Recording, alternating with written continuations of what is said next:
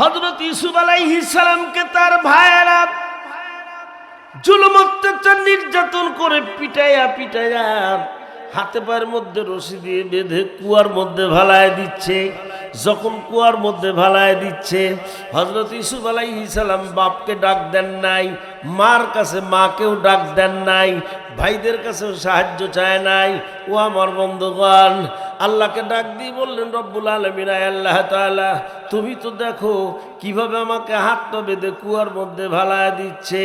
রব্বুল আলামিন, আমি জানি এই কঠিন দুর্যোগময় মুহূর্তে চিৎকার দিয়ে যদি আমি মাকে ডাকি, মা আমার ডাক শুনবেন না। চিৎকার দিয়ে যদি বাবাকে ডাকি, বাবা আমার ডাক শুনবেন না। রব্বুল আলামিন, আল্লাহ তাআলা, এই কঠিন দুর্যোগময় মুহূর্তে যিনি আমার ডাক শুনবেন তিনি হলেন তুমি আমার আল্লাহ।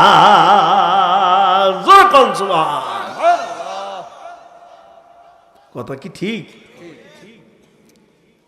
মানুষের চেষ্টার শেষ যেখানে, আল্লাহর রহমতের শুরু হয় সেখানে। সুবহানাল্লাহ, একটু জোরে কইলেন না ভাইরে আমার। আল্লাহ ইউসুফকে কুয়ার থেকে হেফাজত করছেন না করেন নাই? কারণ সাহায্য কার কাছে চাইছে? আল্লাহ রাব্বুল আলামিন হযরত ইউসুফ আলাইহিস সালামকে কুয়ার থেকে উঠায় নিলেন মিশরের মানুষের দ্বারা। মিশরে নিয়ে গেলেন, কেনান থেকে, জর্দান থেকে।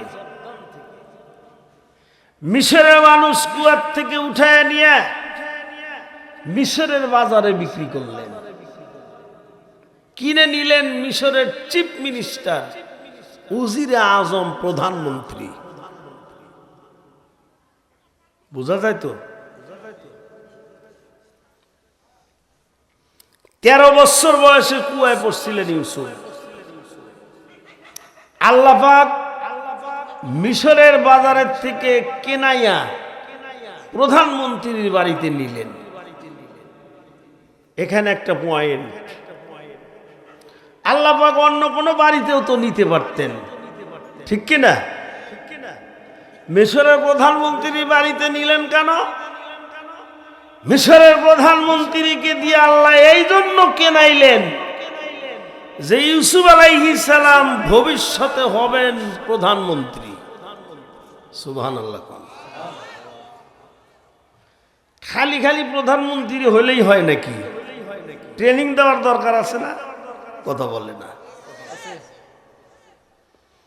মিশরের প্রধানমন্ত্রী কেমনে সংসদে যায়, কেমনে রাষ্ট্র চালায়, এটা প্র্যাকটিক্যাল বাস্তবে শিক্ষা দেওয়ার জন্য আল্লাহ ইউসুফকে মিশরের প্রধানমন্ত্রীর বাড়িতে নিছেন। জোরে কোন সুবহানাল্লাহ। কোরআন থেকে শুনাইতেছি। কোথার থেকে? একটু কথা কন না, কোথার থেকে? কোরআন থেকে। 10 বছর থাকলেন মিশরের প্রধানমন্ত্রীর বাড়ি। কয় বছর? 13 বছর বয়সে কুয়ায় পড়ছেন, 10 বছর প্রধানমন্ত্রীর বাড়ি। বয়স হইল কত? 23। মিথ্যা ষড়যন্ত্রের জালে পড়ে তিনি জেলে চলে গেলেন। জুলাইখা তার নফসের কুপ্রবৃত্তি চরিতার্থের জন্য 7ম তলায় নিয়ে গিয়েছিল মিশরের প্রধানমন্ত্রীর স্ত্রী। দোষ কি জুলাইখার না ইউসুফের? কথা বলেন। মিথ্যা দোষে দোষী বানাইয়া ইউসুফকে জেলে পাঠাইল। ইউসুফ যেহেতু মিথ্যা দোষে দোষী সাব্যস্ত হয়ে জেলে গেলেন, এই কথার দ্বারা বোঝা যায় অনেক সময় নির্দোষী মানুষও জেলে। কি বলেন ভাই? কথা কি ঠিক? আচ্ছা বলেন তো, গত 16 বছরের মধ্যে বাংলাদেশের ওলামায়ে কেরাম সহ অনেক নির্দোষী মানুষ জেলে ছিল না? ছিল না? একটু কথা বলতে হবে। ছিল তো? কি দোষ ছিল আল্লামা সাঈদীর? আহা, কি দোষ ছিল নিজামী সাহেবের? কি দোষ ছিল আল্লামা মামুনুল হক সাহেবের? আমার দিকে তাকান। নির্দোষী মানুষ জেলে যেতে পারে, ঠিক কিনা আমার ভাইরা? ইউসুফ যেদিন জেলে যায় তখন মিশরের প্রেসিডেন্ট রাষ্ট্রপতি ছিলেন নাম রাইয়ান ইবনে ওলীদ। রাইয়ান ইবনে ওলীদকে সকালে নাস্তা করতে দিছে। নাস্তা পরীক্ষা নিরীক্ষা করে দেখা গেল নাস্তার মধ্যে বিষ মিশানো আছে। বাদশা রাইয়ান ইবনে ওলীদ বললেন, নাই বাবুর্চি দিছো, নাই খাদেমদার দিছো, দুইজনই দোষী, জেলে যাও। প্রধানমন্ত্রী পাঠাইলেন একজন, প্রেসিডেন্ট পাঠাইল দুইজন, মোট হইল কয়জন? তিনজন। 7 বছর জেল খাটলেন তিনজন একসাথে। কয়জন? কয় বছর? এখন বয়স কত? 30, তাই না? হঠাৎ ঘুম থেকে উঠে বাদশার খাদিমদার ডাক দিয়ে কয়, ইউসুফকে, হুজুর আজকের রাত্রে তো একটা স্বপ্ন দেখলাম। কি স্বপ্ন দেখছো ভাই? কি স্বপ্ন দেখছো বলো তো? বাদশার খাদিমদার ডাক দিয়ে বললেন, হুজুর আজকের রাত্রে আমি স্বপ্ন দেখেছি, বাচ্চাকে আমি পুনরায় আঙ্গুর চিপা চিপা রস খাওয়াইতেছি। ও আমার বন্ধুগণ, হযরত ইউসুফ আলাইহিস সালাম ডাক দিয়ে বললেন, ভাই খাদিমদার রে, আজকে যে তুমি স্বপ্ন দেখলাম আঙ্গুর চিপা চিপা বাচ্চাকে রস খাওয়াইতেছো, তার অর্থ হলো অল্প কিছুদিনের মধ্যে তোমার মামলার রায় হয়ে যাবে, তুমি নির্দোষী বেকসুর খালাস পেয়ে যাবা, সাবেক চাকরি তুমি ফেরত পাইবা, বাচ্চাকে পুনরায় খাদিমদার হিসেবে খাওয়াইবা। উনি বলে দিলেন। এই কথা শেষ করতে না করতে বাচ্চার বাবুর্চি চলে আসছে। বাবা, বাচ্চার বাবুর্চি এসে ডাক দিয়ে কয়, হুজুর আমিও তো আজকে একটা স্বপ্ন দেখেছি। কি স্বপ্ন দেখেছো রে ভাই? বাচ্চার বাবুর্চি ডাক দিয়ে বললেন, হুজুর ঝাঁকার মধ্যে ধামার মধ্যে খাদ্য নিয়ে যাচ্ছি অথবা রুটি নিয়ে যাচ্ছি, ইতিমধ্যে লক্ষ্য করে দেখলাম কতগুলো পাখি এসে ঠোকর মেরে মেরে রুটিগুলো খাচ্ছে। একটু বলুন তো আমার স্বপ্নের তাবিরটা কি হতে পারে, স্বপ্নের ফলাফলটা কি হতে পারে? ও আমার বন্ধুগণ, হযরত ইউসুফ আলাইহিস সালাম ডাক দিয়ে বললেন, অত্যন্ত মারাত্মক স্বপ্ন তুমি দেখেছো, ভেরি সিরিয়াস স্বপ্ন তুমি দেখেছো। তোমার স্বপ্নের তাবির হলো, ব্যাখ্যা হলো, অল্প কিছুদিনের মধ্যে তোমার মামলার রায় হয়ে যাবে, তুমি দোষী সাব্যস্ত হয়ে যাবা, ফাঁসির হুকুম তোমার হয়ে যাবে, ফাঁসির কাষ্ঠের মাধ্যমে তোমার মৃত্যুদণ্ড কার্যকর করে দেওয়া হবে, ফাঁসির কাষ্ঠের মধ্যে তুমি ঝুলে থাকবা, কতগুলো পাখি এসে তোমার শরীরের থেকে গোশতগুলো ঠোকর মেরে মেরে খাবে। বাবুর্চি ভয়ের চোটে কয়, হুজুর আমি এ স্বপ্ন দেখি নাই। কি কইছে? স্বপ্ন দেখি নাই। এটা কইলেই কি হইল? তাহলে বললি কেন? কয় হুজুর খাদিমদার বলছে, তার দেখা দেখি বলছি। ভাইরা আমার, বাবাজিরা আমার, হযরত ইউসুফ আলাইহিস সালাম ডাক দিয়ে বললেন, তুমি স্বপ্ন দেখছো কি দেখো না এটা আমার জানার ব্যাপার না। শোনো, তুমি তোমার মুখ দিয়ে যেটা বর্ণনা দিয়েছো, তোমার বর্ণনা মোতাবেক আমি কিন্তু আমার পবিত্র মুখ দিয়ে ফায়সালা দিয়ে ফেলেছি।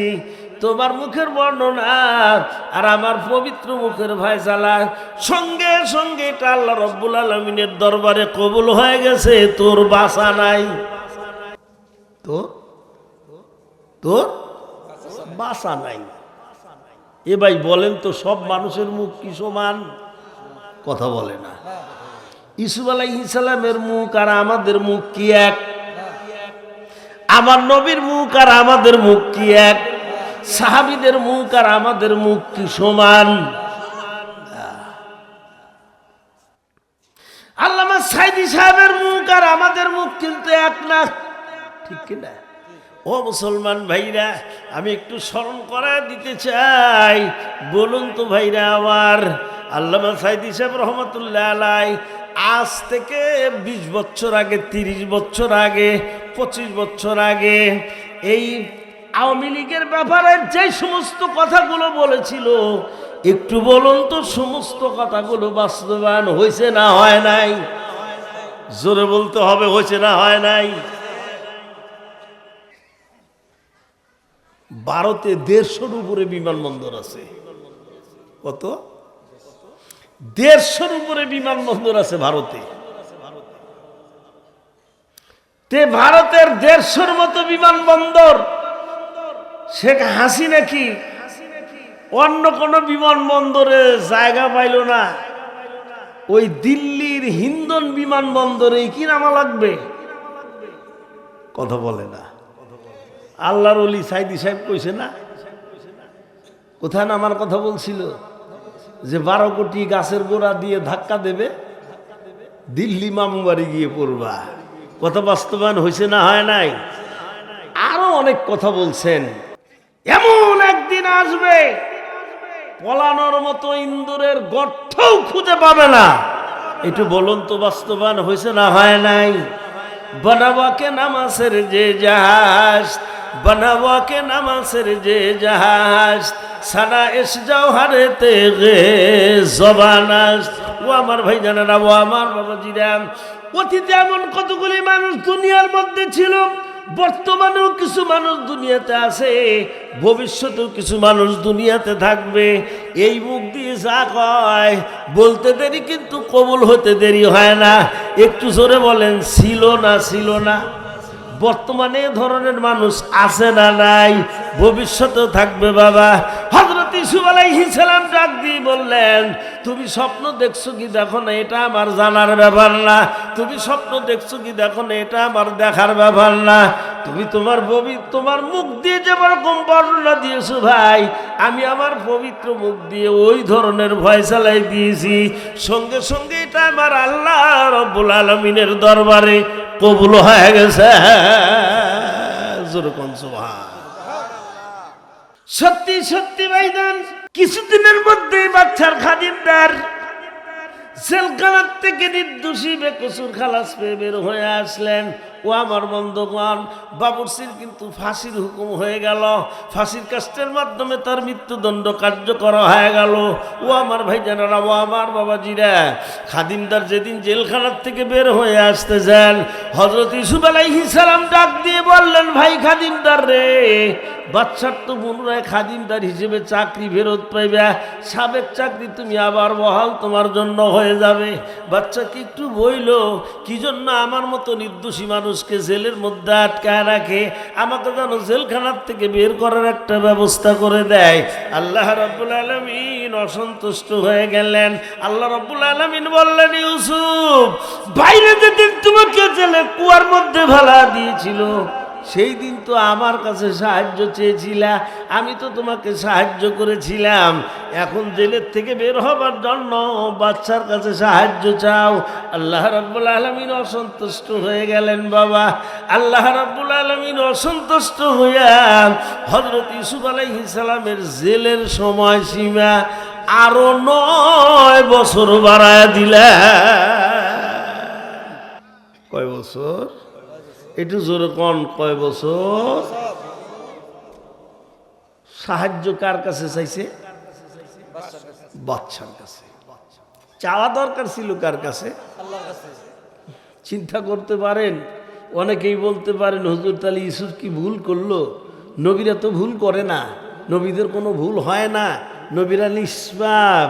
ইউসুফ আলাইহিস সালাম তখন নবুয়তি পায় নাই। ভাইরা আমার, বাবাদিরা আমার, হযরত ইউসুফ আলাইহিস সালামের বয়স এখন 39।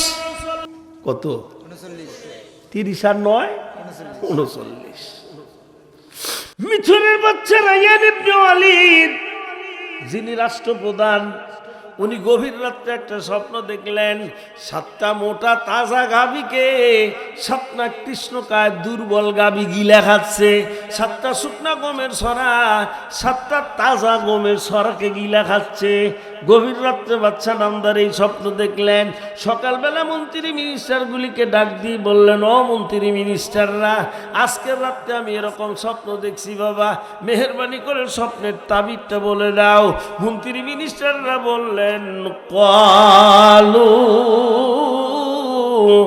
আযগাসু আহলাম। মন্ত্রী মিনিস্টাররা ডাক দিয়ে বললেন, বাদশা নামদার, এটা কিন্তু আপনার স্বপ্ন নয়। তাহলে কি? আপনি ধান্দা দেখছেন, রাত্রে চিন্তা ভাবনা করে ঘুমাইছেন, ওইটাই স্বপ্ন দেখছেন। কিন্তু না না, ক্যাবিনেট মন্ত্রী, বুদ্ধিজীবী মন্ত্রী যিনারা, ক্যাবিনেট মন্ত্রীরা ডাক দিয়ে বললেন, বাদশা নামদার, সত্যিকার অর্থে যদি এটা আপনার স্বপ্ন হয়, এত বড় স্বপ্নের তাবির তো আমরা করতে পারবো না, এত বড় স্বপ্নের ব্যাখ্যা তো আমরা দিতে পারবো না। ও আমার বন্ধুগণ, জেলখানার থেকে বের হয়েছে খাদিমদার, খাদিমদার বাদশার পাশেই দাঁড়ানো ছিল। বাদশা নামদারকে খাদিমদার ডাক দিয়ে বললেন, ও বাদশা নামদার, জেলখানার মধ্যে এক ব্যক্তি আছে, তার নাম হলো ইউসুফ। স্বপ্নের যে ব্যাখ্যা দেয় ঠিক তাই হয়। আমার বিশ্বাস আপনার স্বপ্নের তাবির তিনি সঠিকভাবে করে দিতে পারবেন। ও আমার বন্ধুগণ, বাদশা নামদার ডাক দিয়ে বললেন, খাদিমদার রে, তাড়াতাড়ি যান, জেলখানার থেকে ইউসুফকে তাড়াতাড়ি বের করে নিয়া। সরাসরি কোরআনের কথা বলতেছি আমি, একটু বাইরের কথা না। জেলখানার থেকে বের করে নিয়ে আসলেন। এটা রুদ্ধদ্বার কক্ষের মধ্যে বসছেন দুইজন, যাকে বলা হয় রুদ্ধদ্বার বৈঠক। কথা বুঝতে পারছেন তো? রুদ্ধদ্বার বৈঠক। বাদশা নামদার ডাক দিয়ে বললেন, বাবা, কয়েকদিন আগে গভীর রাত্রে স্বপ্ন দেখেছি, 7টা মোটা তাজা গাভীকে, 7টা কৃষ্ণকায় দুর্বল গাভী গিলা খাচ্ছে, 7টা শুকনা গমের ছড়া 7টা তাজা গমের ছড়াকে গিলা খাচ্ছে। একটু বলো তো বাবা, কি ফলাফল হতে পারে? এই স্বপ্নের তাবির কি হতে পারে? ও আমার বন্ধুগণ, হযরত ইউসুফ আলাইহিস সালাম বললেন, অত্যন্ত মারাত্মক স্বপ্ন আপনি দেখছেন বাদশা নামদার। আপনার স্বপ্নের তাবির হলো 7 বছর পর্যন্ত একাধারে বৃষ্টি হবে, খাদ্যশস্য হবে, চিন্তার কোনো কারণ নাই। নিয়মতান্ত্রিক মোতাবেক বৃষ্টি হবে, খাদ্যশস্যও হবে। কিন্তু 7 বছর পরে এমন একটা অবস্থার সৃষ্টি হবে, দীর্ঘ 7 বছর পর্যন্ত কোনো বৃষ্টি হবে না, কোনো খাদ্যশস্য সহ কিচ্ছু উৎপাদন হবে না, দুর্ভিক্ষের ক্রল গ্রাস দেখা দিবে। ও আমার ভাইজানেরা, ও আমার বাবাজিরা, বাদশা নামদার ডাক দিয়ে বললেন, বাবা, তাহলে উপায় কি? কই উপায় আছে। সুবহানাল্লাহ। উপায় আছে। কি উপায় বাবা? 1 বছর যদি কোনো দেশে প্রাকৃতিক দুর্যোগ দেখা দেয়, 1 বছর যদি কোনো দেশে অনাবৃষ্টি, অতিবৃষ্টি, জলোচ্ছ্বাস, খরা ইত্যাদি হয়, সেই দেশের মানুষের তো, সরকারের তো হুঁশ থাকে না। কথা বলেন ঠিক কিনা? আর 1 বছর নয়, 2 বছর নয়, 7 বছর পর্যন্ত কোনো বৃষ্টি হবে না, 7 বছর পর্যন্ত কোনো শস্য আদি উৎপাদন হবে না। ও আমার বন্ধুগণ, মানুষও মরে যাবে, পশু পাখি মরে যাবে, গাছপালাও তো মরে যাবে। বাবা, কথা বল ঠিক কিনা? ও আমার বন্ধুগণ, বাদশা নামদার থরথর করে কেঁপে ওঠে, ডাক দিয়ে কয়, বাবা উপায় কি? ও আমার বন্ধুগণ, হযরত ইউসুফ আলাইহিস সালাম ওই মুহূর্তে যেই কথাটা বলেছিলেন বাদশাকে, আল্লাহ কোরআন শরীফে কথাটা কোট করে দিয়েছেন। বলেন মারহাবা। ও আমার বন্ধুগণ, হযরত ইউসুফ আলাইহিস সালাম বললেন, ক্বালা জাআলনি খাযাইনিল আরদ ইন্নী হাফিজুন আলিম। ও আমার বন্ধুগণ, হযরত ইউসুফ আলাইহিস সালাম ডাক দিয়ে বললেন, বাদশা নামদার, রাষ্ট্রীয় ক্ষমতা আমার হাতে দেন। একটু কনসে সুবহানাল্লাহ। কি চাইছে? রাষ্ট্রীয় ক্ষমতা। একটু জোরে কোন, কি চাইছে? রাষ্ট্রীয় ক্ষমতা। কে চাইছে? বুঝতেছেন তো? বুঝতেছেন? একটু রাজনীতি করি নাকি? কোরআনের রাজনীতি, মানুষের তৈরি করা রাজনীতি করতেছি না আমি, কোরআনের রাজনীতি। হযরত ইউসুফ আলাইহিস সালাম চাইলেন রাষ্ট্রীয় শক্তি। কইলেন আমাকে রাষ্ট্রীয় ক্ষমতা দেন। ঠিক আছে, তো ইউসুফ আলাইহিস সালাম যদি রাষ্ট্রীয় ক্ষমতা চাইতে পারে, আমরা আলেমরা কি রাষ্ট্রীয় ক্ষমতা চাইতে পারি না? কথা বলে না, পারি না, পারি না। আমরা যদি রাষ্ট্রের কথা বলি, আমাদের নাম পড়ায় রাজাকার। ঠিক না? ঠিক। দুঃখ রাখবো কোথায়? দীর্ঘ 16 বছর পর্যন্ত আমরা রাষ্ট্রের কথা বললে 1 নম্বর আমাদের নাম পড়ানো হয়েছিল রাজাকার, 2 নম্বর আমাদের নাম পড়ানো হয়েছিল জঙ্গিবাদী, 3 নম্বর আমাদের নাম পড়ানো হয়েছিল মৌলবাদী।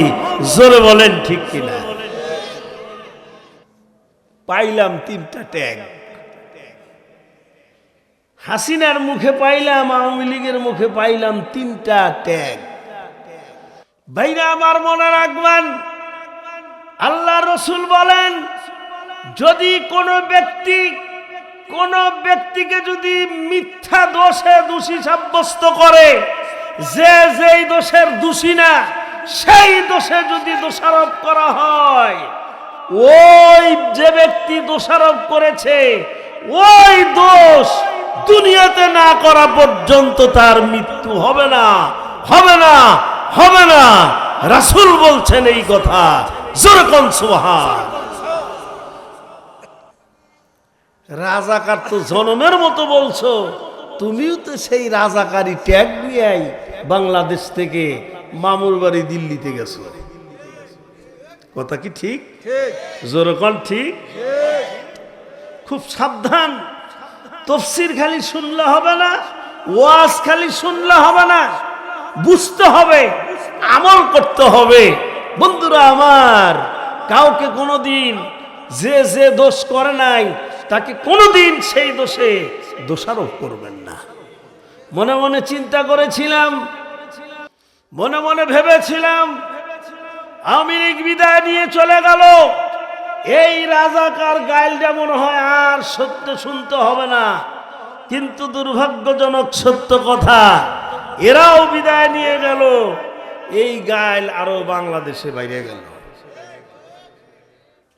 কি বলবো, কাকে বলবো, কি বলবো, কাকে বলবো?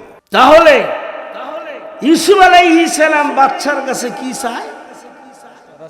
রাষ্ট্রীয় ক্ষমতা। কোরআন বলে, ক্বালা জাআলনি খাযাইনিল আরদ, আমাকে রাষ্ট্রীয় ক্ষমতা দেন। কোরআন শরীফ খুলে দেখেন, ইমাম সাহেব আছে, যোগ্যতা সম্পন্ন ইমাম, ইফতা পাস, মুফতি সাহেব, এরপরে title pass, MA pass, first class first, আলহামদুলিল্লাহ। তাকে জিজ্ঞেস করবেন, কোরআন খুলে দেখেন, বাংলা কোরআন বহু আছে, খুলে দেখেন। তাহলে ইউসুফ আলাইহিস সালাম রাষ্ট্রীয় ক্ষমতা চাইছে, আমার নবী কি রাষ্ট্রপতি ছিলেন না? একটু কথা কন। আমার নবী যে রাষ্ট্রপতি ছিলেন, এই কথাটা যদি কোনো ইমানদার, কোনো মুসলমান একবার মনের থেকে বলে যে নবী শুধু নবী ছিলেন, রাষ্ট্রপতি ছিলেন না, খোদার কসম, আলেম ওলামা আছে, ওই ব্যক্তির মৃত্যু হবে বেঈমানি মৃত্যু। কারণ কোরআনের একটা জের জবরকেও যদি কোনো ব্যক্তি বিশ্বাস না করে, আয়াত বিশ্বাস না করা তো দূরের কথা, একটা জের জবরকেও যদি অস্বীকার করে, তার মৃত্যু হবে কুফরি মওত। আপনি খালি চিন্তা করবেন, কোরআনে মনে হয় এই জিনিসটা নাই, রাসূলের জিন্দেগিতে মনে হয় এই বিষয়টা নাই।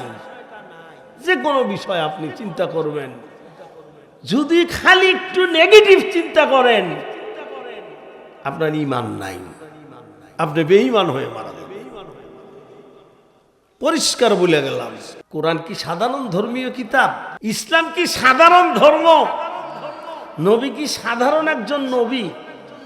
তাহারে মুহাম্মদ রাসূলুল্লাহ সাল্লাল্লাহু আলাইহি ওয়াসাল্লাম was not a mere prophet and simply religious leader, but also a prominent politician, and first president of Islamic Republic of Medina. ও আমার বন্ধুগণ, মিস্টার হিট্টি একজন ইহুদির বলা, খ্রিস্টানের বলা। আমার নবীর এই রকম মোটা একটা জীবনী লিখছেন ইংরেজিতে।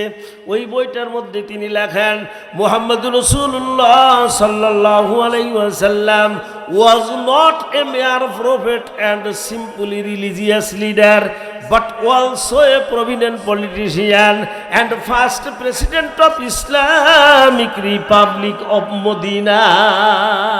জোরে কোন মারহাবা, আর একটু জোরে কোন মারহাবা। আমার নবী শুধু একজন ধর্মীয় নেতাই ছিলেন না, তিনি ছিলেন বিশ্বের একজন অপ্রতিদ্বন্দ্বী রাজনৈতিকবিদ and first president of Islamic republic of Madina. তিনি ছিলেন ইসলামিক রিপাবলিক অফ মদিনার প্রথম রাষ্ট্রপ্রধান। জোরে কোন মারহাবা। এই পৃথিবীতে আদম থেকে শুরু করে আমার নবী পর্যন্ত কোন ব্যক্তি লিখিত সংবিধানের মাধ্যমে রাষ্ট্র পরিচালনা করতে পারে নাই। একমাত্র আমার নবী লিখিত সংবিধানের মাধ্যমে সর্বপ্রথম সারা পৃথিবীর রাজনীতি পরিচালনা করেছে। মুসলমানের সন্তান বিশ্বাস করে না।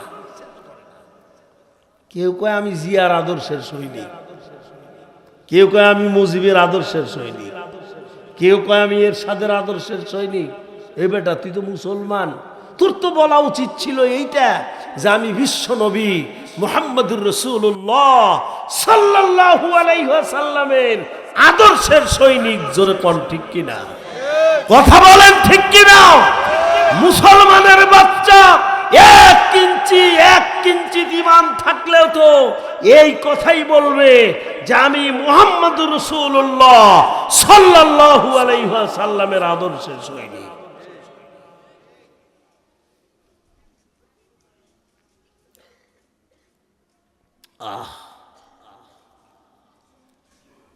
আমার নবী একদিক দিয়ে পয়গম্বর বিশ্ব নবী, অপর দিক দিয়ে ইসলামিক রিপাবলিক অফ মদিনার প্রেসিডেন্ট। আলহামদুলিল্লাহ কইবেন না? জোরে কোন মারহাবা, আর একটু জোরে কোন মারহাবা। তাই আমি বলি, মুসলমানের বাচ্চা, তুমি যদি রাজনীতি করতেই চাও, তুমি যদি নেতা হতেই চাও, তুমি যদি প্রতিনিধি, মেম্বার, চেয়ারম্যান, উপজেলা চেয়ারম্যান, এমপি, মন্ত্রী হতেই চাও, তাহলে তোমার মধ্যে অবশ্যই দুইটা গুণ থাকতে হবে। এক নম্বর গুণ তোমার মধ্যে থাকতে হবে পবিত্র কোরআনের জ্ঞান, আর দুই নম্বর তোমার মধ্যে থাকতে হবে আমার নবীর আদর্শ।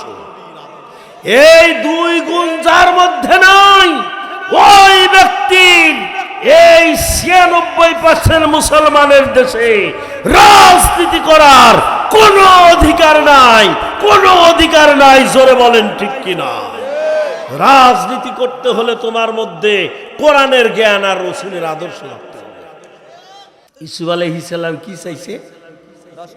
মনে আছে কি? কথা কয় না, মনে আছে কি?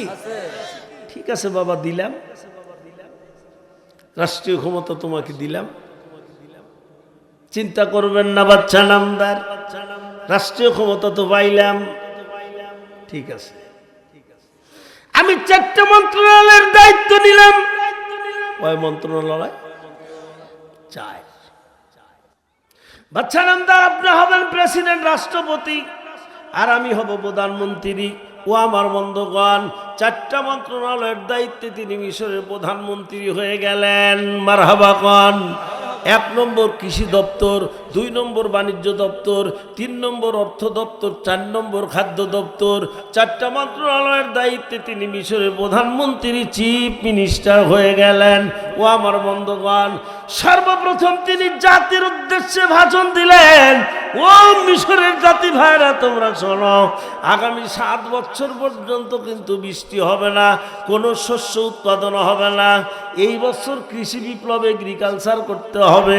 কৃষি বিপ্লব, এগ্রিকালচারের মাধ্যমে আমাদের খাদ্য যোগান দিতে হবে, খাদ্য মজুত করতে হবে।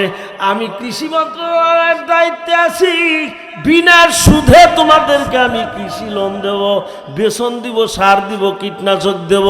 যেই ব্যক্তি ভালো কৃষক হিসেবে ভালো খাদ্যশস্য উৎপাদন করতে পারবা, রাষ্ট্রের পক্ষ থেকে ওই ব্যক্তিকে আমি উপযুক্ত পুরস্কারে পুরস্কৃত করব।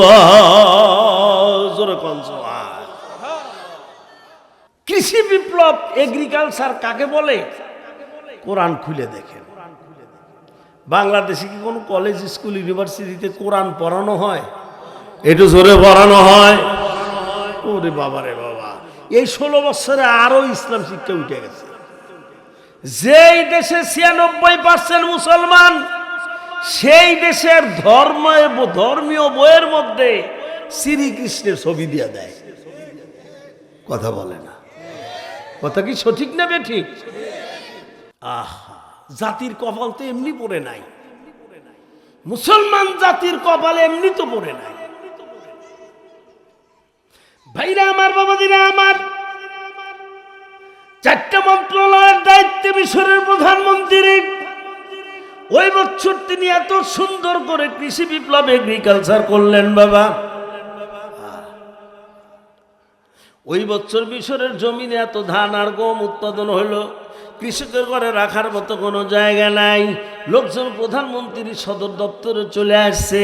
ইউসুফকে ডাক দিয়ে কে, হুজুর খাদ্য তো রাখার মতো কোনো জায়গা নাই। বলে চিন্তার কোনো কারণ নাই, আমি তো বাণিজ্য দপ্তরের দায়িত্বে আছি, সরকারি রেট দিয়ে তোমাদের কাছ থেকে খাদ্য কিনবো।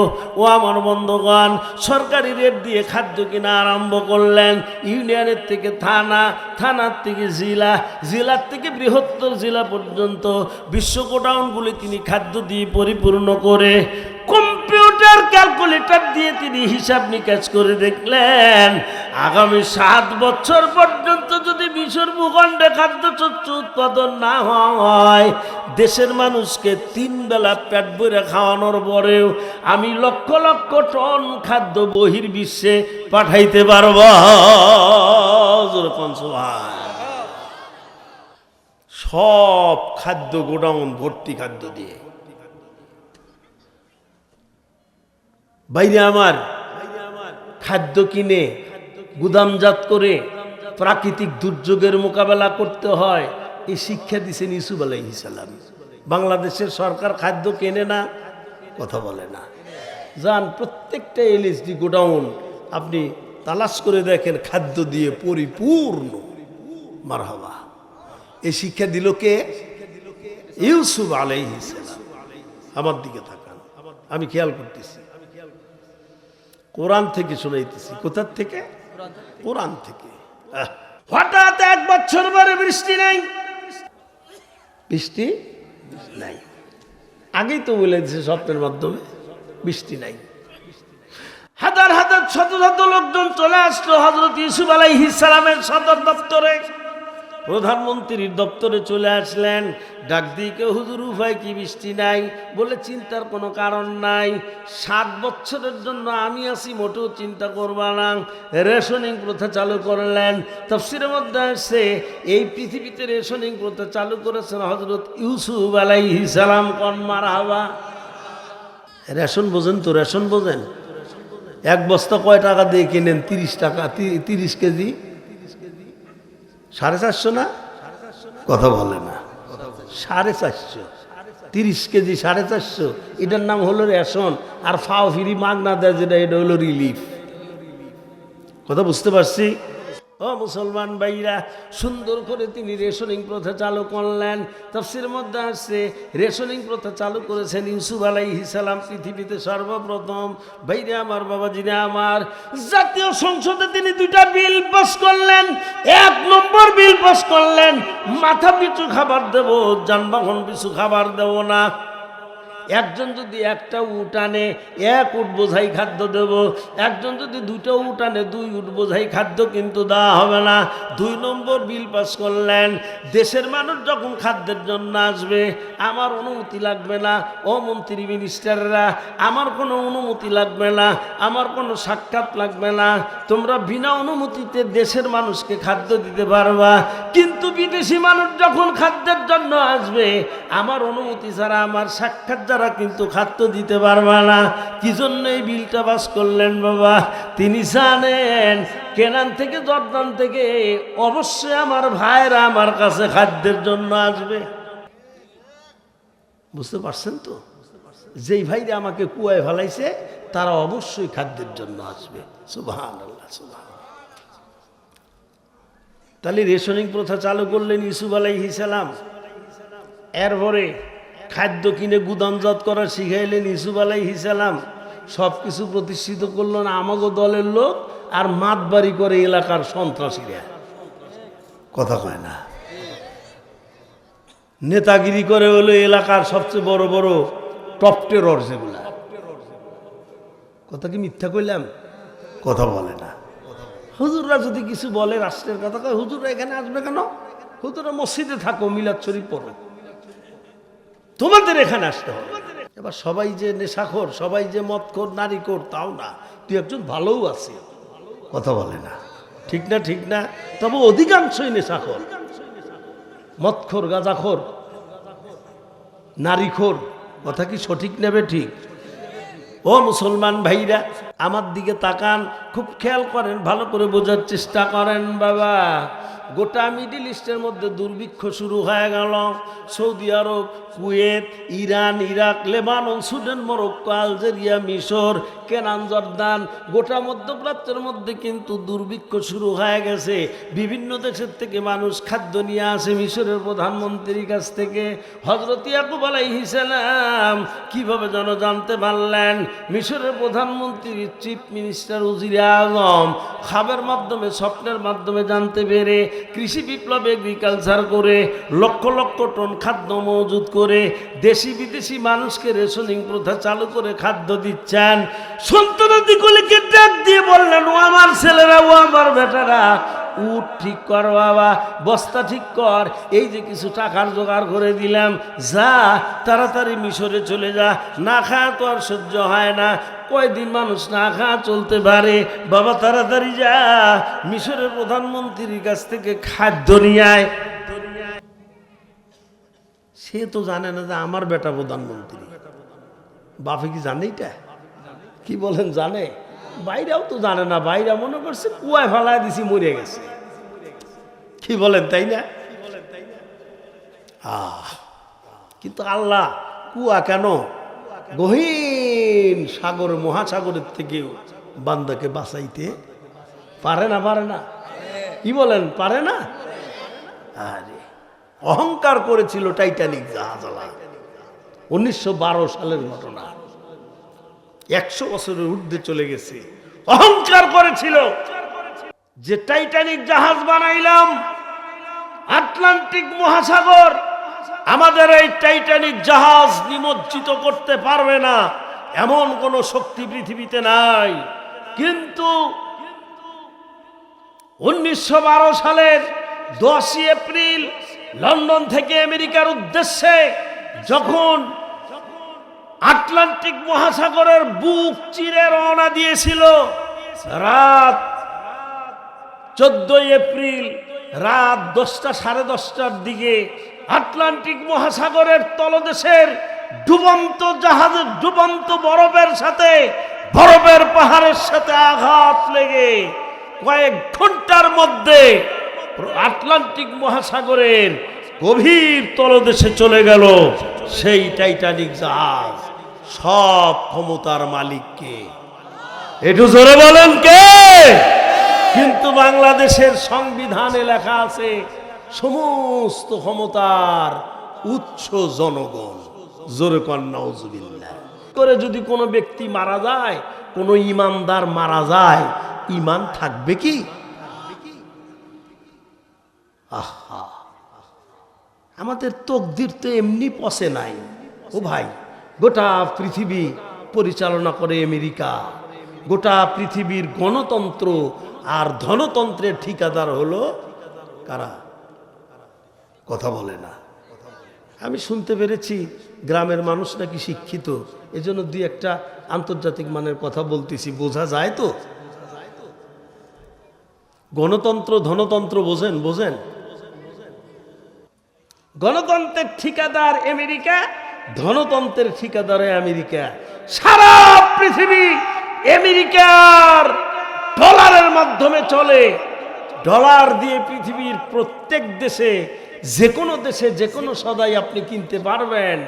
দুর্ভাগ্যজনক সত্য কথা, রাশিয়া বলেন, চীন বলেন, সৌদি আরব বলেন, ইরান বলেন, লেবানন বলেন, সুদান আর আলজেরিয়া, মরক্কো বলেন, যেই দেশই বলেন না কেন, বাংলাদেশের কথা তো বলাই যাবে না। এই কোন দেশের টাকা দিয়ে পৃথিবীর যে কোনো দেশে কিচ্ছু কেনাকাটা সম্ভব নয়, কিন্তু একমাত্র আমেরিকার ডলার দ্বারা সম্ভব। এটা হলো তাদের ধনতন্ত্র। এটা কি? জোরে কয় না, জোরে কয় না। এটা হলো তাদের ধনতন্ত্র।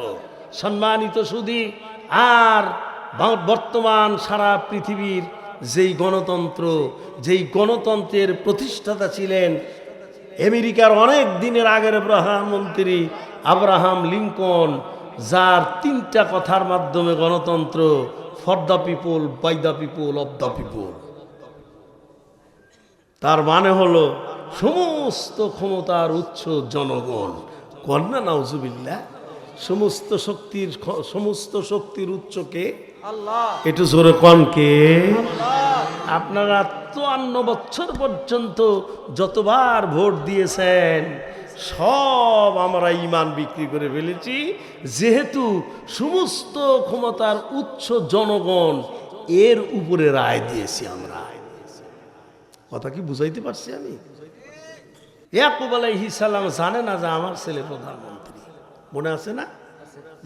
চলে যা, রওনা দিতেছে, টাকাও দিয়ে দিছে। এটা তো রিলিফ না, এটা কি?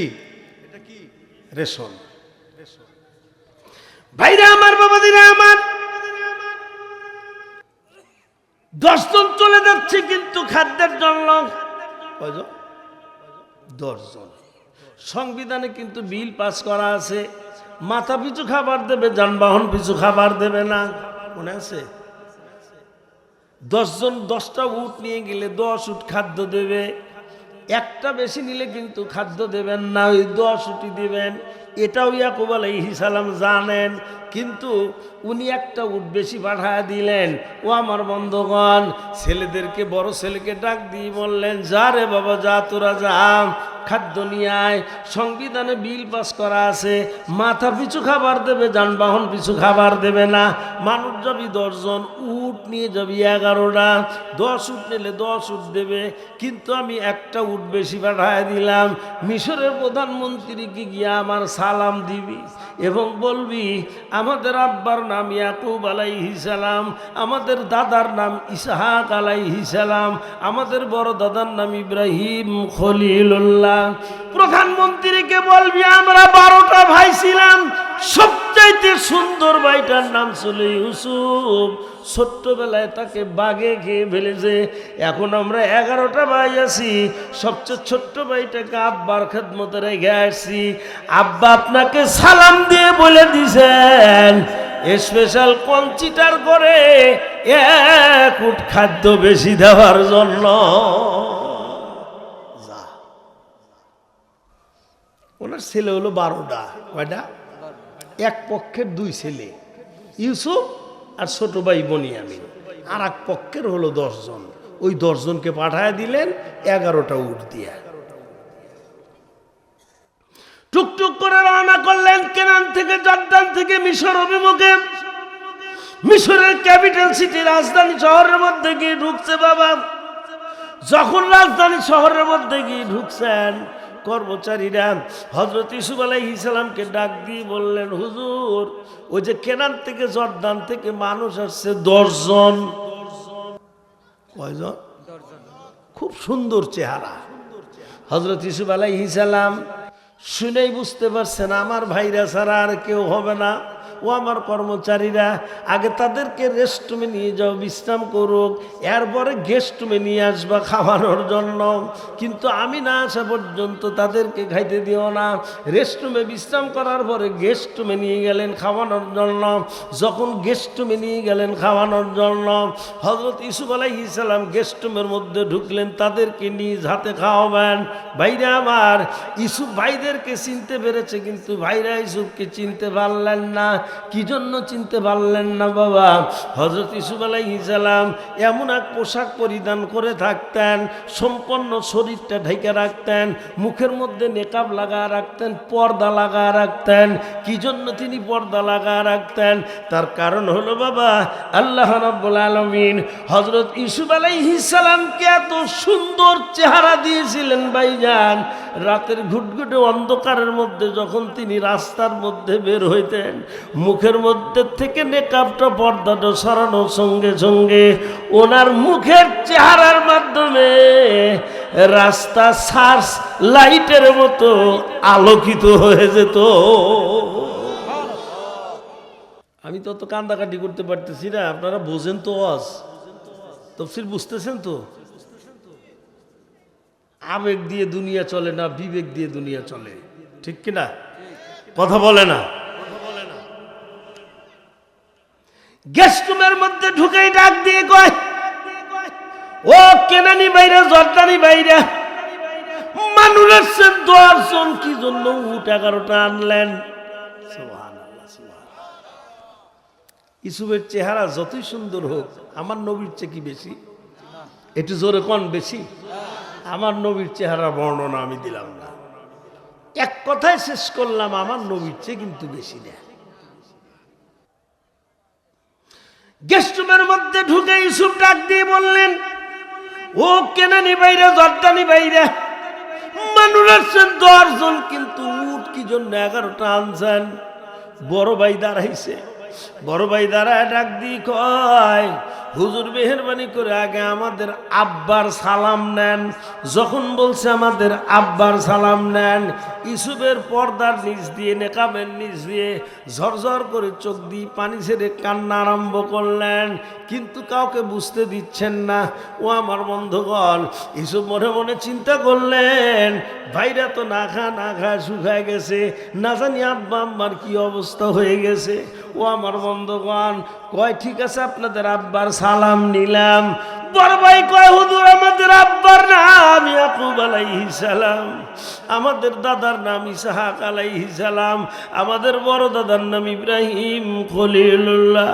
হুজুর, দুই পক্ষ মিলে আমরা 12টা ভাই ছিলাম, আর এক পক্ষের আমাদের সবচাইতে সুন্দর ভাইটার নাম ছিল ইউসুফ, আর এক পক্ষের হুজুর ছোট্টবেলায় তাকে বাঘে খেয়ে ফেলেছে। এখন আমরা 11টা ভাই আছি, সবচেয়ে ছোট্ট ভাইটাকে আব্বার খেদমতে রেখে আসি। আব্বা আপনাকে সালাম দিয়ে বলে দিয়েছেন স্পেশাল কনসিডার করে 1 উট খাদ্য বেশি দেওয়ার জন্য। ইউসুফকে কি বাঘে খাইছে ভাই? কোথায় ফালাইছে?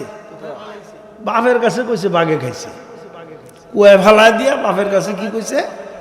বাঘে খাইছে। ইউসুফ আলাইহিস সালাম কয়, সত্যি বাঘে খাইছে নাকি? বলে জি বাঘে খাইছে, বাঘে খাইছে। ভাইরা কয়, কিন্তু হেই যে প্রধানমন্ত্রী জানে না তো, জানে নাকি? ইউসুফ কয়, ঠিক আছে খাইয়ে নেন, যেহেতু আপনারা আপনাদের আব্বার রেফারেন্স দিছেন, আব্বার কথা বলছেন, মুরব্বী মানুষ, নিশ্চয় আমি স্পেশাল কনসিডার করে 1 উট খাদ্য বেশি দেব, চিন্তা করেন না। খাওয়াইছে, খাওয়ান দাওয়ান কমপ্লিট। কর্মচারীদেরকে ডাক দিয়ে বললেন, ও আমার কর্মচারীরা, সুন্দর করে বস্তা করে 11টায় উটের পিঠে উঠায় দাও। বড় ভাই ডাক দিয়ে কয়, ও মাননীয় প্রধানমন্ত্রী, এই যে আব্বা কিছু টাকার জোগাড় করে দিয়েছেন, টাকাগুলো হাতে নেন। ও আমার বন্ধুগণ, হযরত ইউসুফ আলাইহিস সালাম টাকার প্যাকেটটা হাতে নিলেন। বাবা টাকার প্যাকেটটা হাতে নিয়ে বাবার দেওয়া টাকার দিকে তাকায় তাকায় আরো বেশি করে কান্না আরম্ভ করলেন। মনে মনে চিন্তা করলেন, না জানি আব্বা কত কষ্ট করে টাকাগুলোর জোগাড় করে দিয়েছেন। ও আমার বন্ধুগণ, ভাই আপনার হযরত ইউসুফ আলাইহিস সালাম টাকার প্যাকেটটা হাতে নিয়ে চুপে চুপে বস্তার মধ্যে টাকার প্যাকেটটা ফেরত দিয়ে দিলেন। কি জন্য ফেরত দিয়ে দিলেন বাবা? এই ব্যাপারে কয়েকটা কারণ আছে, মুফাসসিরিন আমরা কয়েকটা কারণ লিখছেন। তন্মধ্যে এক নম্বর কারণ হলো হযরত ইউসুফ আলাইহিস সালাম মনে মনে চিন্তা করলেন এই জন্য টাকা ফেরত দেব যেহেতু মা বাবা কোনোদিন সন্তানের কাছে খাদ্য কিনে খাবে না। ঠিক কিনা? সন্তানের কাছে মা বাবা খাদ্য কিনে খাবে? সারা জীবন যদি মা বাবাকে কামাই করে খাওয়ায়, বুকের চামড়া দিয়ে যদি মা বাবার স্যান্ডেল তৈরি করে দেন, জানতে চাই বলুন তো মা বাবার ঋণ শোধ হওয়া যাবে না? মায়ের দুধের ঋণ কি কোনো দিন শোধ হবে বাবা? ও আমার বন্ধুগণ, ইমামুল আউলিয়া সবচেয়ে বড় ওলিদের নেতা শেখ আব্দুল কাদের জিলানী রহমাতুল্লাহ আলাইহি তিনি তেনার কিতাবের মধ্যে লিখেছেন কিয়ামতের দিন আল্লাহ রাব্বুল আলামিন যদি আমাকে ডাক দিয়ে বলেন আব্দুল কাদের রে যাও তোমার জন্য 8টা বেহেশতের দরজা খোলা, আমি যখন বেহেশতের দিকে রওনা দিব ইতিমধ্যে যদি তাকা দেখি আমার মা বেহেশতের গেটের মধ্যে দাঁড়ায় আছে, যদি মা আমাকে ডাক দি কয় ও বাবা আব্দুল কাদের 2 বছর পর্যন্ত বুকের দুধ খেয়েছিলি রে বাবা, কমপক্ষে 2 বছরের দুধের হিসাব তোকে দেওয়া লাগবে না, আমার বুকের দুধ খাইতে খাইতে যখন বিছনার মধ্যে ঘুমায় যাইতা ঘুমন্ত অবস্থায় তোমার মুখের মধ্যে থেকে আমি দুধের বোটাটা টান দিয়ে বের করতাম, ইতিমধ্যে তোমার মুখের মধ্যে ঠোঁটের মধ্যে 1 ফোঁটা দুধ লেগে থাকতো, ঘুমন্ত অবস্থায় তুমি তো জিহ্বা নেড়ে নেড়ে খেয়েছিলে রে বাবা। এ বাবা আব্দুল কাদের 2 বছরের দুধের হিসাব তোমাকে দেওয়া লাগবে না, ঘুমন্ত অবস্থার খাওয়া 1 ফোঁটা দুধের হিসাব দিয়ে তুমি বেহেশতে দাও। ইমামুল আউলিয়া শেখ আব্দুল কাদের জিলানী রহমাতুল্লাহ আলাইহি লিখতেছেন বাবা কিয়ামতের দিন আমি আমার মায়ের এরকম 1 ফোঁটা দুধের হিসাব দিয়ে বেহেশতে যেতে পারবো না। আপনারা পারবেন নাকি ভাই? ও ধুলজুরি মুসলমান ভাইরা, ধামরাইয়ের মুসলমান ভাইরা, পায়ে হাত দিয়ে অনুরোধ করে গেলাম মা বাবার সাথে দুর্ব্যবহার দুরাচার করো না, মা বাবার সাথে কোনোদিন পৃথক হয়ে খায়ও না, মা বাবাকে ভালোবাসবা, মা বাবাকে সাথে করে নিয়ে খায়ও। আল্লাহর সিদ্ধান্ত, আল্লাহর নির্দেশ, ওয়াকাদা রাব্বুকা আল্লা তা'বুদু ইল্লা ইয়্যাহু ওয়া বিল ওয়ালিদাইনি ইহসানা। খাদ্য বোঝাই উটের পিঠে উঠাই দিলেন, টাকাও ফেরত দিছে, কিন্তু ভাইদেরকে বললেন না, খালি এতটুকুন বললেন ও কেনানি ভাইরা, দাদানি ভাইরা, এই খাদ্যগুলো যখন ফুরা যাবে পরবর্তীতে যখন খাদ্যের জন্য আসবেন আপনাদের ছোট্ট ভাইটাকে সাথে নিয়ে আসবেন, এটা হলো তার আপন ভাই বনিয়ামিন। যদি ছোট্ট ভাইটাকে সাথে নিয়ে আসেন তাহলে মনে করব সত্য কথা বলে খাদ্য নিয়ে গেছেন, আর যদি ছোট্ট ভাইটাকে সাথে নিয়ে আসেন তাহলে মনে করব মিথ্যা কথা বলে খাদ্য নিয়ে গেলেন। পরবর্তীতে খাদ্য দেওয়া তো দূরের কথা, আমি কিন্তু আপনাদেরকে আমার রাষ্ট্রের মধ্যেও ঢুকতে দেব না। বাইরে কয় ঠিক আছে, চিন্তা করে দেখব, চেষ্টা করে দেখব বলে যান। সারসংক্ষেপ চলে গেলেন, বাড়ির গেটের মধ্যে খাদ্য নিয়ে ঢুকছে, বাড়ির সবাই খুব খুশি, খুব খুশি। ছেলেরা কয় আব্বা খুশি হয়ে লাভ নাই। বলে কেন? বলে এই বাড়ি প্রথম, এই বাড়ি শেষ। বলে তার কারণ কি রে বাবা? কয় মিশরের প্রধানমন্ত্রী বলছেন পরবর্তীতে খাদ্যের জন্য গেলে বনিয়ামিনকে সাথে নিতে হবে, কারণ আমরা জানি আপনি তো আমাদের সাথে পাঠাবেন না। একবারই ইউসুফকে নিয়ে বাঘ দিয়ে খাওয়ায় নিয়ে আসছি, যতই বলি না কেন বনিয়ামিনকে পাঠাই দিবেন না, ও না গেলে খাদ্য তত দূরের কথা রাষ্ট্রের মধ্যেও ঢুকতে দেবে না। এজন্য দিবেনও না, যাওয়া হবে না, খাদ্য আনা হবে না। এজন্য বলছি এইবারই প্রথম, এইবারই শেষ। ইয়াকুব আলাইহিস সালাম বললেন, বাবা এই কয়টাকে খায়নি। পাঠান যাবে কি যাবে না চিন্তা করে দেখবো পরে। খাইছে কিছুদিন, খেয়াল করেন, খাইছে কিছুদিন, খাদ্য ফুরায় যাচ্ছে। ছেলেরা বললেন, আব্বা কি করবেন? কয় যাবি? বলে বনিয়ামিনকে সাথে দিতে হবে, তাইলে যাব, নসের তো যায় লাভ নাই। তাই নাকি? বলো হ। বনিয়ামিনকে নিয়ে যাবি, ইউসুফের মতো তো করবি না। দেখলেন বাপ মায়ের মন, তাই না বাবা? না আব্বা, মোটেও চিন্তা করবেন না, ইউসুফের মতো হবে না আব্বা। ইউসুফকে আমরা বাঘের হাত থেকে হেফাজত করতে পারি নাই, কিন্তু বনিয়ামিনকে সমস্ত বিপদ আমাদের হাত থেকে হেফাজত করব। হযরত ইয়াকুব আলাইহিস সালাম বললেন, তোরা হেফাজতকারী নয়, ফাল্লাহু খায়রুন হাফিজাও ওয়া হুয়া আরহামুর রাহিমিন। হযরত ইয়াকুব আলাইহিস সালাম বললেন, ও আমার ছেলেরা, ও আমার বেটারা, তোরা তো হেফাজতকারী না, উত্তম হেফাজতকারী হলেন আমার আল্লাহ। কে? একটু জোরে কন, কে? আল্লাহ।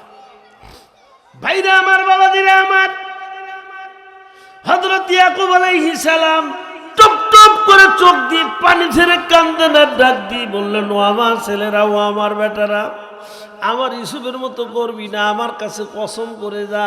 ছেলেরা আল্লাহর কসম করলো। হযরত ইয়াকুব আলাইহিস সালাম ডাক দিয়ে বললেন, ও আমার ছেলেরা, ও আমার বেটারা, বাপ বেটার মধ্যে কসম হলো রে বাবা, এই কসমের মধ্যে দুনিয়ার কোনো মানুষকে আমি সাক্ষী রাখলাম না। قال الله على ما نقول وكيل। ও আমার ছেলেরা, ও আমার বেটারা, এই বাপ বেটার কসমের মধ্যে বাবা দুনিয়ার কোনো মানুষকে আমি সাক্ষী রাখলাম না, সাক্ষী রাখলাম একমাত্র আমার আল্লাহকে। কাকে? আল্লাহ। যা 11 জন টুকটুক করে রওনা করলেন। কয়জন? 11 জন। মিশরের ক্যাপিটাল সিটি, রাজধানী শহরে ঢুকছে। কর্মচারীরা হযরত ইউসুফ আলাইহিস সালামকে ডাক দিয়ে বললেন, হুজুর, ওই যে কেনান থেকে, জর্দান থেকে 11 জন আসছে। তাই নাকি? বলে হ। কয় তাদেরকে রেস্ট রুমে নাও, বিশ্রাম করুক, ফ্রেশ হওয়ার পরে গেস্ট রুমে নিয়ে আসবো খাওয়ানোর জন্য। তবে আমি না আসা পর্যন্ত তাদেরকে খাইতে দিও না, নিজ হাতে আমি তাদেরকে খাওয়াবো। ও আমার বন্ধুগণ, রেস্ট রুমের থেকে গেস্ট রুমে নিয়ে গেলেন খাওয়ানোর জন্য। যখন গেস্ট রুমে নিয়ে গেলেন খাওয়ানোর জন্য, হযরত ইউসুফ আলাইহিস সালাম কর্মচারীদেরকে ডাক দিয়ে বললেন, ও আমার কর্মচারীরা, মানুষ আসছে 11 জন, 6টা প্লেট নিয়ে আসো, প্রতি প্লেটে কমপক্ষে 2 জন করে খাবে, এটা হলো সুন্নাত। কয়টা প্লেট? 6টা প্লেট। 6টা। মানুষ কয়জন? 5 বাই 5 প্লেট, 10 বাই 5 প্লেটে পড়ছে। বাঁচলো কয়টা? একটা আপন ভাই বনিয়ামিনের সামনে পড়ছে। বনিয়ামিন প্লেটের দিকে তাকায় কান্দে। হযরত ইউসুফ আলাইহিস সালাম বললেন, ও কেনানি ভাইরা, জর্দানি ভাইরা, আপনাদের এই ছোট্ট ভাইটা কান্দে কেন? কয় হুজুর, ও আমাদের আপন ভাই না, ও আমাদের সৎ ভাই। ওর একটা আপন ভাই ছিল, বাঘে খাওয়া ফেলাইছে, নাম ছিল ইউসুফ। তাই নাকি? বলে হ। কয় হুজুর, মা ছোট্টবেলা ওদের 2 ভাই কি একই প্লেটে খাইতে দিত, এখন সেই ভাইয়ের দিকে ভাইয়ের কথা মনে করে করে কাঁদতেছে। ও আমার বন্ধুগণ, হযরত ইউসুফ আলাইহিস সালাম ডাক দিয়ে বললেন, ও কেনানি ভাইরা, জর্দানি ভাইরা, আপনাদের এই ভাইটার সাথে যদি আমি খাই, আপনাদের কোনো আপত্তি আছে কিনা? 10 ভাই ডাক দিয়ে কয়, হুজুর আমরা হলাম ভিক্ষুক, গরিব মানুষ, আর আপনি হলেন প্রধানমন্ত্রী। আপনার মতো একটা মানুষ যদি আমাদের একজন গরিব ভাইয়ের সাথে বসে খায়, এটা তো আমাদের অত্যন্ত সৌভাগ্য, বড় সৌভাগ্যের ব্যাপার। হযরত ইউসুফ আলাইহিস সালাম ডাক দিয়ে বলেন, ও কর্মচারীরা, এই ছেলেটাকে এখান থেকে দোতলায় নিয়ে আসো, অথবা ওই রুমের মধ্যে নিয়ে আসো। কানতে কানতে যাচ্ছে অন্য রুমে। বনিয়ামিন ইউসুফ কয়, ভাই কান্দো না, কান্দো না, আজ আমরা একই প্লেটের মধ্যে বসে বসে খাবো। ও আমার বন্ধুগণ, দোতলার মধ্যে গিয়ে প্লেটটা সামনে রেখে 2 ভাই সামনাসামনি বসছে। এখন পর্যন্ত পরিচয় দেয় নাই। প্লেটের থেকে লোকমা তুলবে বাবা, হাতের মধ্যে হাত মোজা ছিল, মোজাটা টান দিয়ে খুলছে। বনিয়ামিন ইউসুফের হাতের দিকে তাকাইয়া জোরে একটা চিৎকার দিছে। ইউসুফ কয়, ভাই তুমি হাতের দিকে তাকা জোরে চিৎকার দিলা কেন? বনিয়ামিন কান্দে না ডাক দিয়ে কয়, হুজুর আপনার হাত আমার ভাইয়ের হাতের মতো দেখা যায়।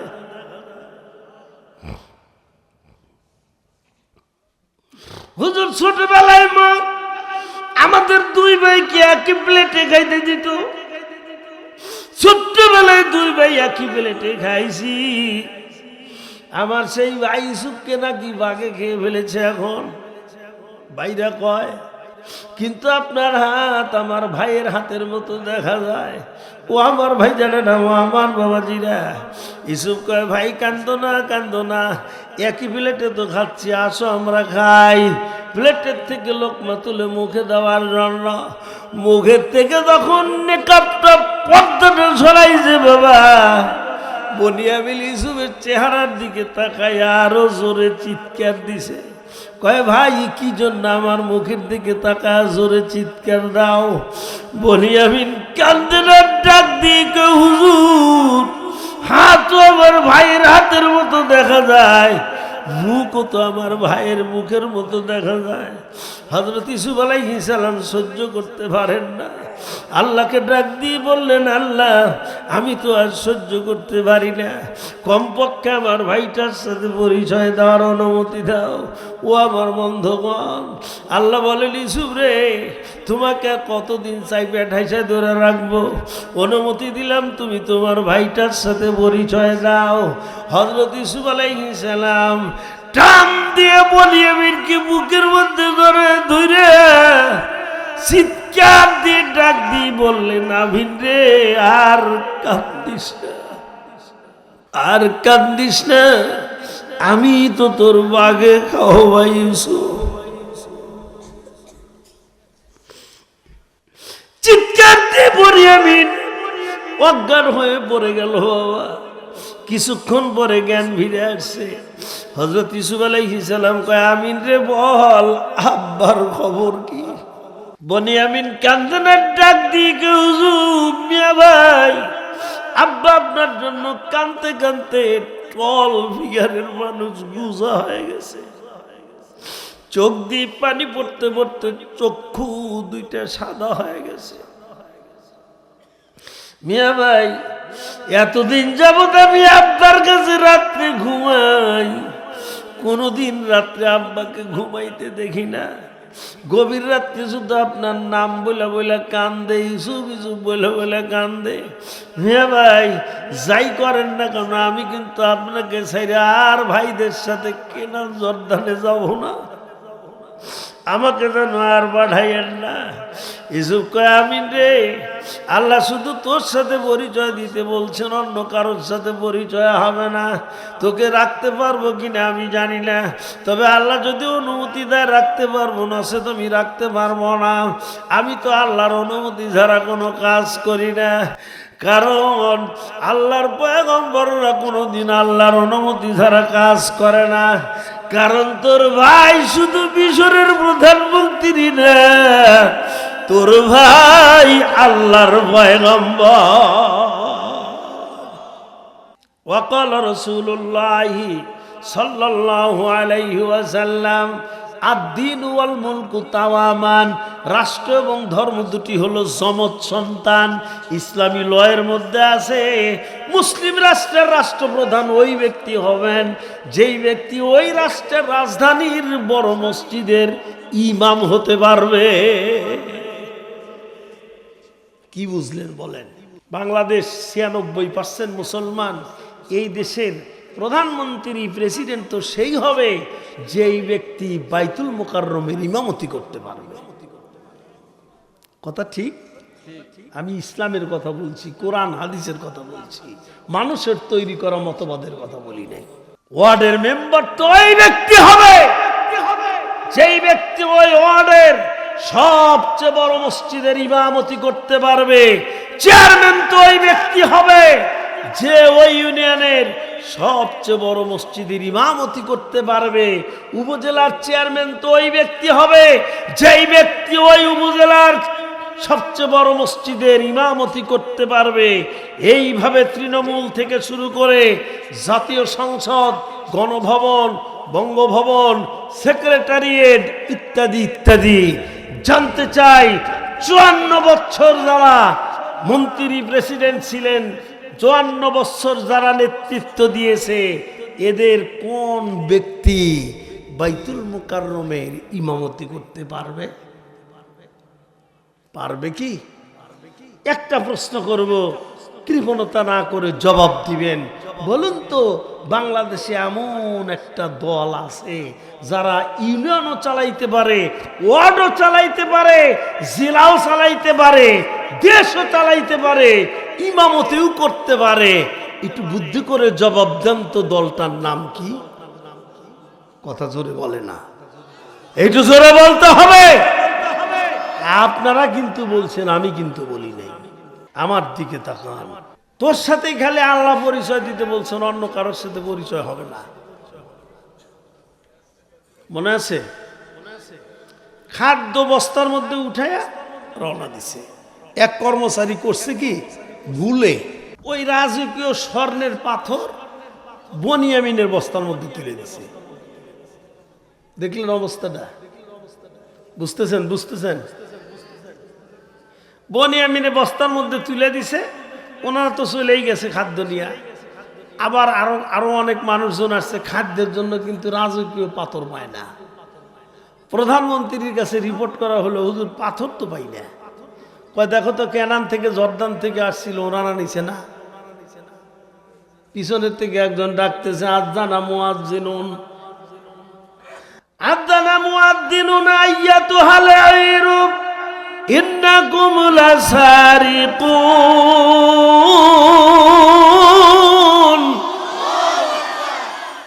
পিছনের থেকে একজন ডাকে, ও কেনানি ভাইরা, জর্দানি ভাইরা, আপনারা দাঁড়ান। ইন্নাকুম লাসারিকুন, আপনারা চোর। কি কইছে? 10 ভাই কয়, আপনাকে কি আড়াইছে? আমাকে চোর কন। আমাকে রাজকীয় পাথর পাই দেয়। আমরা অভাবী হতে পারি, কিন্তু চুরি করা জানি না। আমাদের রক্ত শরীরের মধ্যে পয়গম্বরের রক্ত। কথা বুঝেন নাই? কথা তো সঠিক। ও অন্যায় না একটাই করছে, কি? ভাইকে কুয়ায় ফেলাইছে। আমরা বিশ্বাস করি না। আপনাকে বস্তা পরীক্ষা নিরীক্ষা করে দেখব। এক বস্তার মধ্যে হাত দেয়, পায় না, আমরা চোর না। আর এক বস্তার মধ্যে হাত দেয়, খুঁজে পায় না, আমরা চুরি করতে আসি নাই। ও আমার ভাই জানে না, ও আমার বাবাজিরা। ছোট্ট ভাই বনিয়ামিনের বস্তা যখন হাত দিছে, কয়ে যে পাইছি। সুবহানাল্লাহ। চোরকে চোর বললে হুঁশ থাকে না। বনিয়ামিন খালি মুসকি মুসকি আসে। চোরকে বাঁধা নেওয়া লাগে, ওনাকে বাঁধা নেওয়া লাগে না, উনি নিজে নিজে জেলখানার দিকে রওনা দিছে। তার মানে বুঝতে পারছে মিয়া ভাই আমাকে রাখার ব্যবস্থা করছে।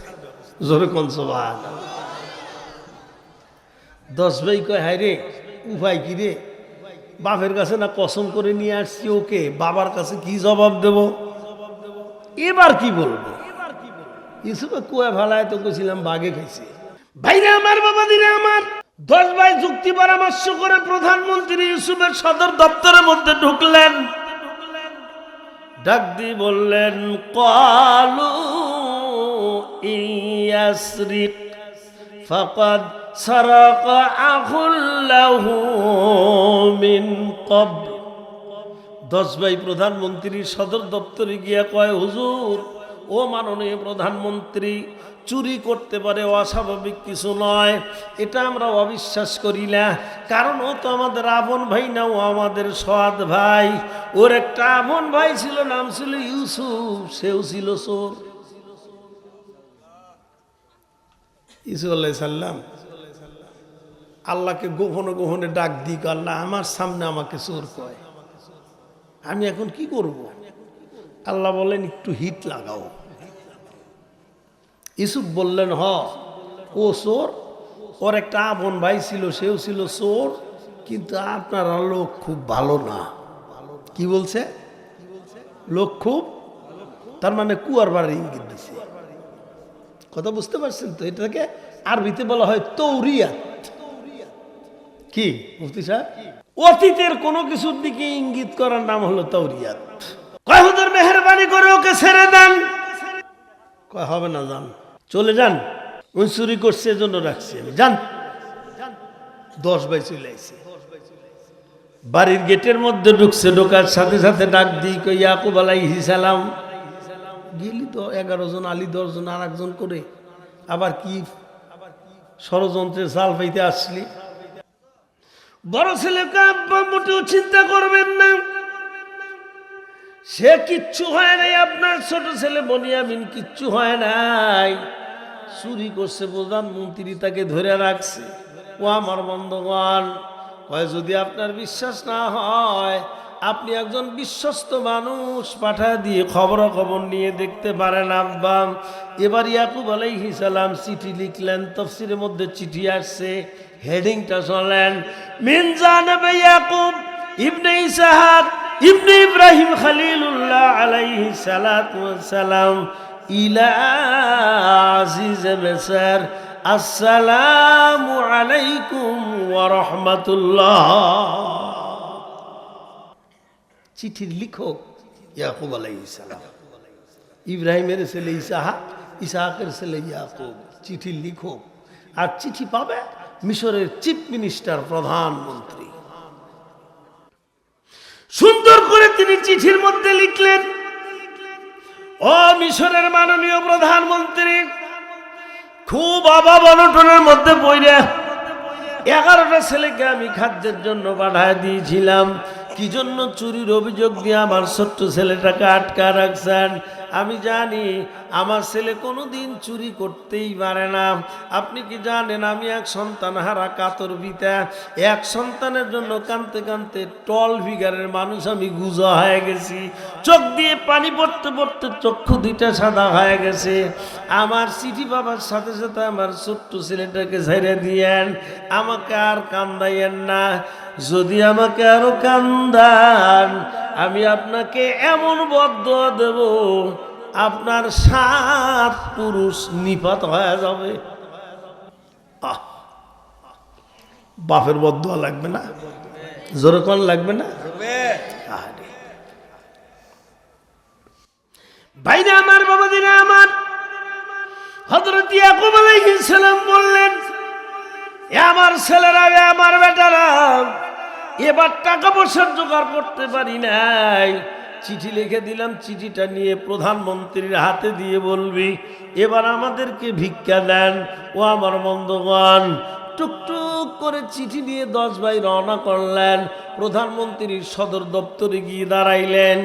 দাঁড়ায়া চিঠিটা হাতে দিয়ে কয়, ও মাননীয় প্রধানমন্ত্রী, এবার টাকা পয়সার জোগাড় করতে পারি নাই, আমাদেরকে এবার ভিক্ষা দেন। আর আব্বা চিঠি লিখে দিয়েছেন, চিঠিটা হাতে নিয়ে নেন। আল্লাহ রাব্বুল আলামিন হযরত ইউসুফ আলাইহিস সালামের কানে কানে গহনভাবে মেসেজ দিয়ে ডাক দিয়ে বলেন, ইউসুফ, যেই হাত দিয়ে তোমাকে পিটাইছে, যেই হাত দিয়ে তোমাকে কিলাইছে, কুয়ায় ফালায় দিছে, সেই হাতের মধ্যে আমি আল্লাহ ভিক্ষার ঝুলি দিয়ে তাদেরকে তোমার রাজ দরবারে দাঁড় করাইয়া দিলা।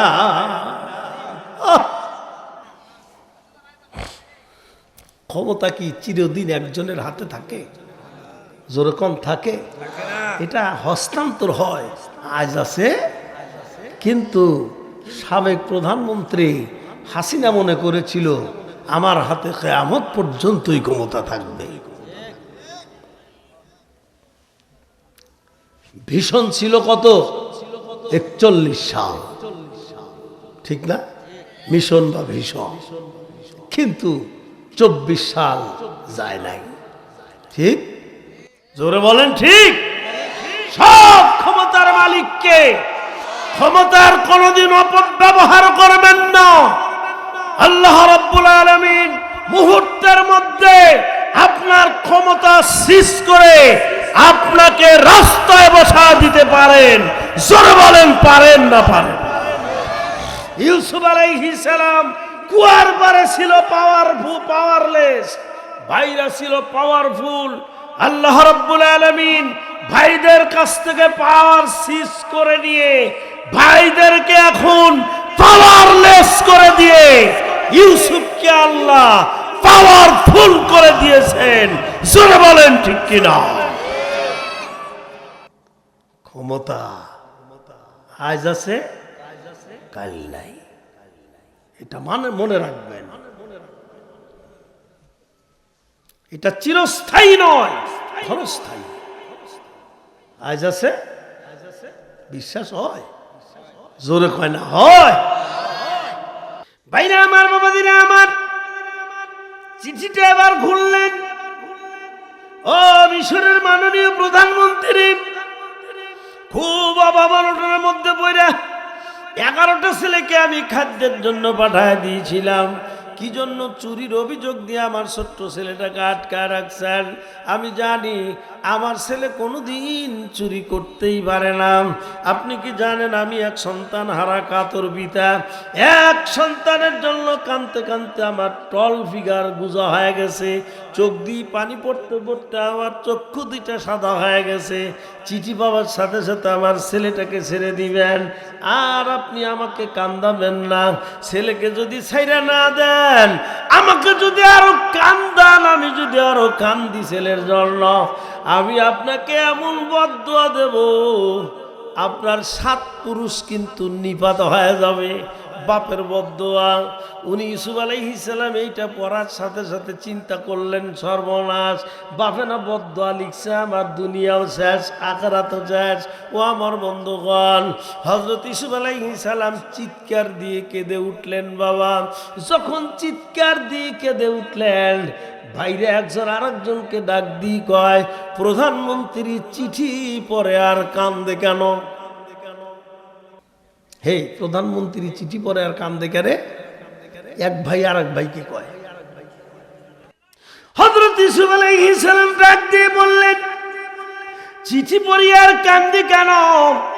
এটা কি তোমরা জানতে চাও? বলে জানতে চাই, বলো তো ইউসুফের সঙ্গে কুয়ার পাড়ে কি ব্যবহার করেছিলা, এটা কি তোমাদের মনে আছে? ও আমার বন্ধুগণ, এবার 10 ভাই কয়, ক্বালু আনতা ইউসুফ, তাহলে কি তুমি আমাদের ইউসুফ? সুবহানাল্লাহ। 10 ভাই কয়, তাহলে তুমি কি আমাদের ইউসুফ? হযরত ইউসুফ আলাইহিস সালাম বললেন, ক্বালা আনা ইউসুফ ওয়া হাযা আখি, কয় আমি ইউসুফ, আর আমার পাশে বসে আছে আমার ছোট ভাই বনিয়ামিন। সুবহানাল্লাহ। যখন বলছে আমি ইউসুফ, আমার পাশে বসে আছে আমার ছোট ভাই বনিয়ামিন, ভাইরা আমার হাত জোর করে মাফ চায় 10 ভাই, ভাই মাফ করে দাও, ভাই মাফ করে দাও, ভাই মাফ করে দাও।